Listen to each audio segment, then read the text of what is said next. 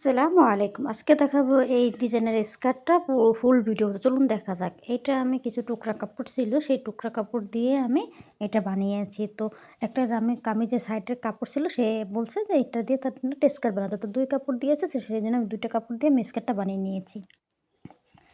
তো বানিয়ে নেওয়ার পর দেখুন লম্বা আমি চড়া নিয়েছি আমি ৬ ইঞ্চি। তো এটা আমি বেল্টের জন্য নিয়ে নিয়েছি এটা ৬ ইঞ্চি নিয়ে এটা মানে টোটাল দেখুন ২ ইঞ্চি নিয়েছি আর এটা ২ ভাঁজ করে আমি এটাকে কাটিং করে নিচ্ছি। তো দেখুন কাটিং কীভাবে করছি। তো কাটিং করার পর লম্বাটা মাপ নিলাম যে আমার ১৪ ইঞ্চি লাগবে, তো সেই অনুযায়ী আমি এটাকে কেটে নিচ্ছি। তো কেটে নেওয়ার পরে এখন আমি যে কাপড়টা রেখেছিলাম, যে টুকরা কাপড়টা সেটাকে আমি কুচি দেব। তো দেখুন আমি কীভাবে কুচি দেব। আমি কিন্তু এভাবে কুচি দিতে খুব সহজ হয় এবং ভালো লাগে। আপনারা যদি চেষ্টা করেন অবশ্যই এভাবে আপনারা কুচি দিতে পারবেন। মানে ২ সাইড থেকে আপনারা এভাবে টেনে দিবেন। মানে ২ সাইড থেকে দেখুন কত সহজভাবে কুচি দেওয়া হচ্ছে।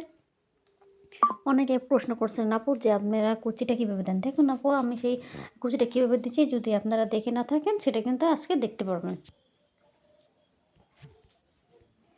তো এভাবে কুচি দেওয়ার পর আমি মাপ নিয়ে দেখলাম যে কতটুকু হয়েছে। তো এরকম আমার মাপ অনুযায়ী হয়ে গেছে। এখন আমি আরেকটা যে পার্টটা দিয়েছি মানে এক কালার যে কাপড়টা দিয়েছি সেটা কিন্তু আমি কুচি দিয়ে দিচ্ছি। তো কুচি দেওয়ার পর এখন আমি এটার সাথে এটা আমি জয়েন করে নেব। তো কীভাবে আমি জয়েন করতেছি দেখতেই পারতেছেন।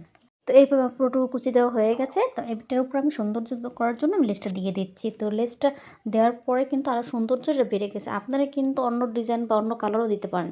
তো আমার কাছে এটা ছিল, তো এটা দিয়ে আমি বানিয়ে দিয়েছি। তো এটা দেখুন এখন যে সাইডটা এক সাইডে আমি সেটা সেলাই করে নিচ্ছি। তো সাইডে আমি ডবল করে সেলাই দেওয়ার পর এখন যে বেল্টের কাপড়টা রেখেছি মানে যেটা আমি রবার্ট লাগাবো সেটাকে আমি কীভাবে সেলাই করে নিচ্ছি। দেখুন এভাবে পুরোটুকু আমি সেলাই করে নিচ্ছি। তো এভাবে আমি দেখুন ভাঁজ করে আমি আরেকটা ভাঁজ নিয়ে নিচ্ছি। যেহেতু এটা আমি রবার্ট লাগাবো তো রবার্ট যে অনুযায়ী আমি দেবো সেই অনুযায়ী আমি রবার্ট কাপড়টা নিয়ে যাই। যেহেতু আমি এটা ২.৫ ইঞ্চি দিয়েছি আর রবার্টটা আমার ১.৫ ইঞ্চি, তো সেই অনুযায়ী ১/২ ইঞ্চি সেলাইতে যাবে সেই অনুযায়ী আমি এটাকে নিয়েছি। তো আমি রবার্টের মাপটা যেটা হয়েছে সেটার অর্ধেক আমি নিয়ে এখন এটাকে আমি সেলাই করে নিয়েছি দোনো সাইড থেকেই।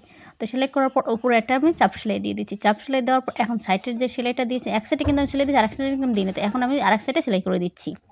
তো সেলাই করার পর এখন হয়ে গেল সুন্দর ডিজাইনার মানে স্কার্টটা। এখন নিচের মুহুরিটা দেখা যাচ্ছে আমি পায়ের ছিল, এজন্য আমি সেলাই করে দিইনি। তো ভিডিওটা কেমন হচ্ছে অবশ্যই কমেন্টে জানাবেন।